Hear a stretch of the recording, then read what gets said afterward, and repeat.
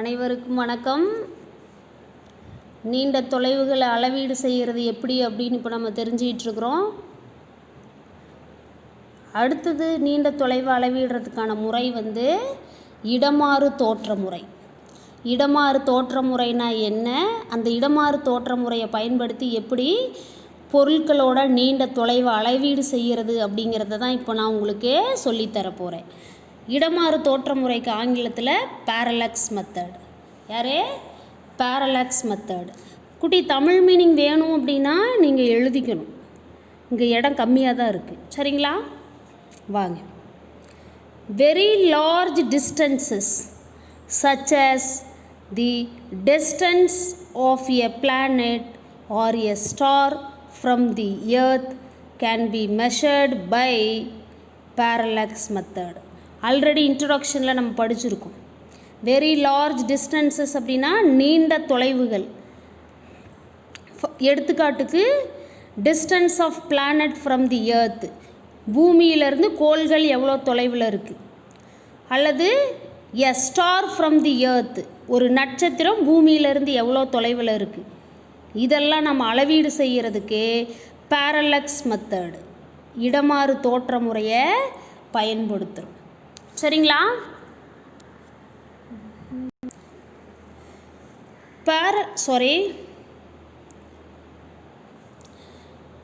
Parallax is the name given to the apparent change in the position of an object with respect to the background when the object is seen from two different positions. Parallax is the name given to the apparent change in the position. அப்படின்னா என்ன அர்த்தம்? இரு வெவ்வேறு நிலைகளிலிருந்து ஒரு பொருளை பார்க்கும் பொழுது பொருளின் பின்புலத்தை பொறுத்து அதன் நிலையில் மாற்றம் ஏற்படுவதன் அடிப்படையில் அளக்கப்படுவதால் இது இடமாறு தோற்ற முறை என வழங்கப்பட்டது. பேரலக்ஸ் அப்படின்னு நேம் ஏன் வந்துச்சு? பேரலக்ஸ் அப்படிங்கிற name operand change in the position, அந்த பொருளோட நிலையில் ஏற்படுற மாற்றம் வித் ரெஸ்பெக்ட் டு, எதை சார்ந்து? பேக்ரவுண்ட், அதனோட பின்புலத்தை சார்ந்து. when the object seen from two different points, இரண்டு வெவ்வேறு நிலைகளில் இருந்து பொருட்களோட உயரத்தையோ அல்லது தொலைவையோ பார்க்கும்போது அதனோட நிலையில் சில மாற்றம் ஏற்பட்ட மாதிரி நமக்கு தெரியுது. அதனால தான் அந்த மாற்றத்துக்கு நம்ம அது அடிப்படையில் தான் பேரலக்ஸ் அப்படின்னு பேர் கொடுத்துருக்கோம், இடமாறு தோற்றம்னு பேர் கொடுத்துருக்கோம்.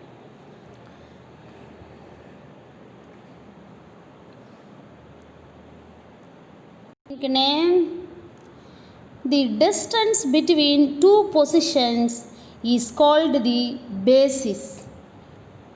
The distance னா தொலைவு, பிட்வீன்னா இடையில். யாருக்கு இடையில்? டூ பொசிஷன்ஸ், இரண்டு நிலைகளுக்கு இடையில் இருக்கிற தொலைவு இஸ் கால்டு, அதுக்கு என்ன பேர் அப்படின்னா பேசிஸ் அப்படின்னு பேர். என்ன பேர்? பேசிஸ் அப்படின்னு பேர். பேஸ் அல்லது பேசிஸ்ன்னு சொல்லலாம், அடிப்பகுதி அப்படின்னு பேர். The distance between the two positions is called the basis. இரு நிலைகளுக்கு இடையேயான தொலைவு அடிப்பகுதி அப்படின்னு சொல்கிறோம். ஃபார் எக்ஸாம்பிள், ஒரு எக்ஸாம்பிள் கூட கொடுத்துருக்குறாங்க. And observer is specified by the position O. The observer is holding a pen before him against the background of a wall. Observer அப்படின்னா உற்று நோக்குபவர். ஸ்பெசிஃபைடு பை தி பொசிஷன் அப்படின்னா ஸ்பெசிஃபைடு பை தி பொசிஷன் அப்படின்னா ஓங்கிற நிலையில் அந்த உற்று நோக்குபவர் இருக்கிறதா கருத்தில் எடுத்துக்கணும். தி அப்சர்வர், அந்த உற்று நோக்குபவர். ஹோல்டிங் அப்படின்னா என்ன அர்த்தம்? பிடிச்சிக்கிட்டு இருக்கிறாரு. ஹோல்டிங் எ பென், பிடிச்சிக்கிட்டு இருக்கிறாரு. பிஃபோர் ஹிம் அப்படின்னா அவருக்கு முன்னாடி.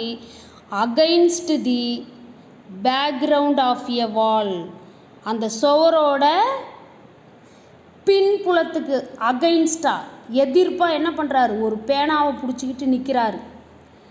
And observer is specified by the position O. The observer is holding a pen before him against the background of a wall. உற்று நோக்குபவர் ஓ அப்படிங்கிற இடத்துல இருக்கிறதா நம்ம கருதிக்கிறோம். அவர் சுவற்றுக்கு எதிரே நின்று பேனா ஒன்றினை பிடித்து கொள்வதாக வைத்துக்கொள்வோம். when the pen is, எப்போ அந்த பேனாவை வெயிட் பண்ணுங்க என்னன்னு தெரிஞ்சுக்கலாம்.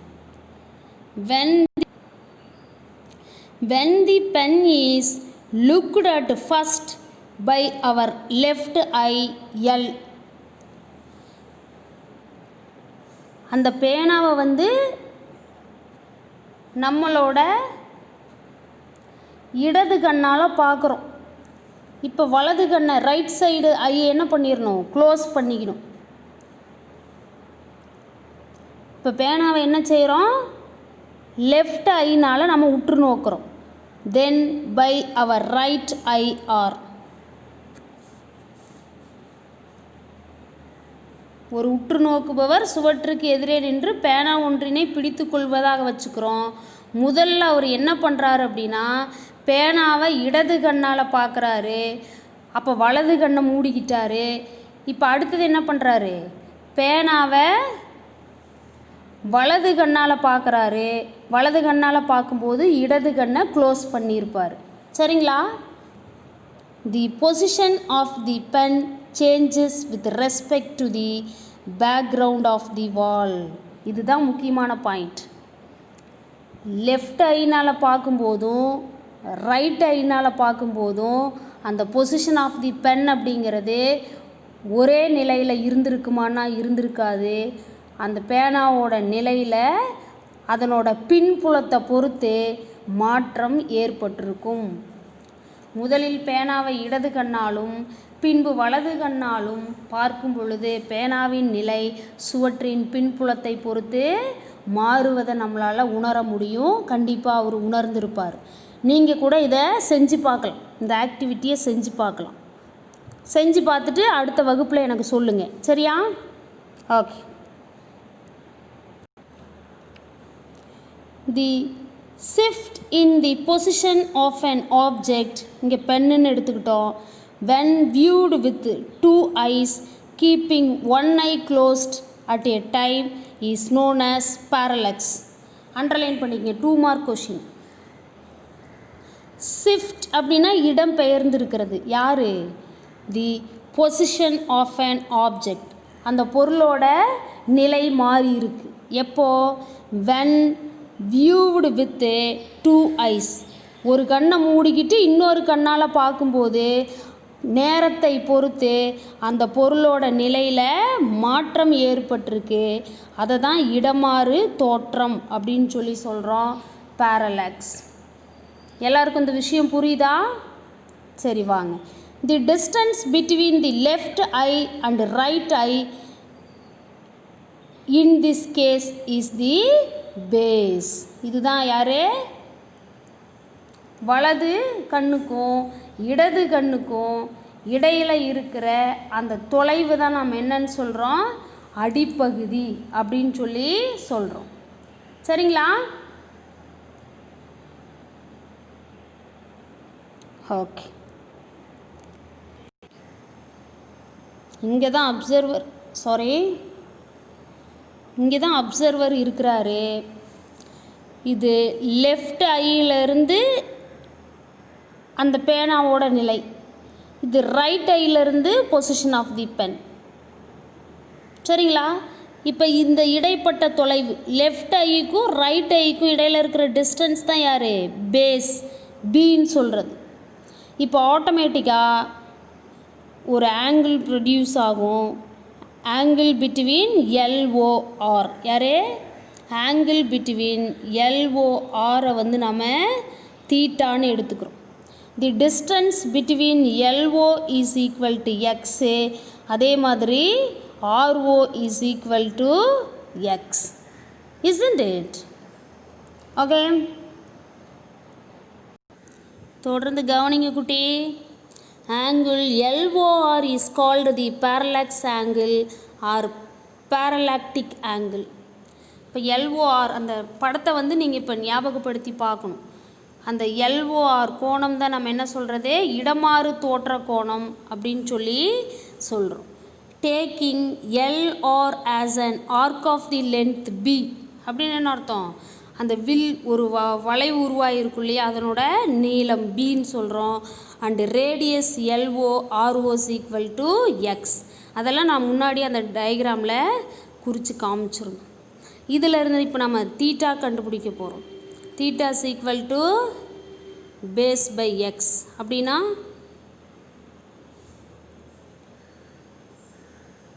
காஸ் தீட்டா கண்டுபிடிச்சிருப்போம் இல்லையா. அப்போது இங்கே தீட்டா அப்படின்றது ரொம்ப கம்மியான கோண அளவு அப்படிங்கிறதுனால என்ன பண்ணியிருக்கோம் அப்படின்னா தீட்டான்னே எடுத்துக்கிட்டோம். அப்போ அட்ஜசன்ட் சைட் டிவைடட் பை ஹைப்போட்டனியஸுங்கிறது யார், காஸ் தீட்டா. தீட்டாங்கிறது ரொம்ப சின்ன மதிப்புனால காஸ் தீட்டாவை தீட்டானே எடுத்திருக்கோம். Therefore theta is equal to B divided by x. பிங்கிறது பேசிஸு, எக்ஸ் அப்படிங்கிறது அன்னோன் டிஸ்டன்ஸ். இப்போ அந்த எவ்வளோ இடமாறு தோற்றப்பிழை உருவாகிருக்குங்கிறது தான் நம்ம கண்டுபிடிக்கணும். சரியா? knowing the value of b and measuring theta we can able to calculate x. பியோட மதிப்புங்கிறத எவ்வளோன்னு அளவீடு செய்யணும், தீட்டா எவ்வளோன்னு அளவீடு செஞ்சிட்டோம்னா எளிமையாக நம்ம எக்ஸோட மதிப்பை கண்டுபிடிச்சிடலாம். சரிங்களா?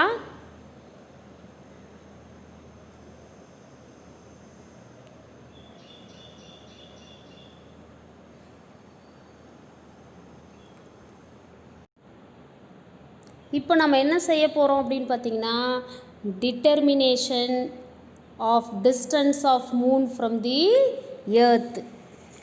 புவியில் இருந்து நிலவின் தொலைவை இப்போ கணக்கீடு செய்ய போகிறோம் பேரலாக்ஸ் மெத்தடை யூஸ் பண்ணி.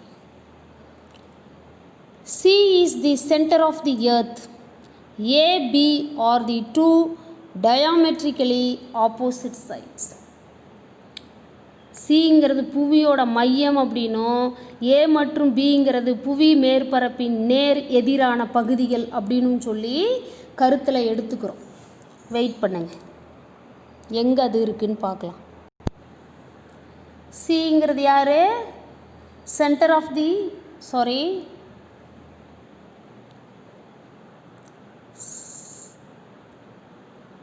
சி அப்படிங்கிறது சென்டர் ஆஃப் தி எர்த், புவியோட மையம். ஏபி அப்படிங்கிறது யார், இரண்டு எதிரெதிர் பகுதிகள் அப்படின்னு சொல்லிக்கலாம். இப்போது நம்ம பேரலாக்ஸ் மெத்தடில் படித்த மாதிரி சிங்கிறது யார், ஏபி. சிங்கிறது சென்டர் பார்ட்டு, ஏபிக்கு இடையில் இருக்கிற டிஸ்டன்ஸ் தான் பேஸ் பின்னு நம்ம மார்க் பண்ணியிருந்தோம். இந்த எம்ங்கிற நிலையில் தான் யார் இருக்கிறா, மூன், நிலவு இருக்குது. இப்போ ஏங்கிற நிலையிலேருந்து நிலவை பார்க்குறோம், அதே மாதிரி பிங்கிற நிலையிலிருந்து நிலவை உற்று நோக்கிறோம். இப்போ இந்த ரெண்டுக்கு இடையில் இருக்கிற கோணம் வந்து தீட்டா. சரிங்களா?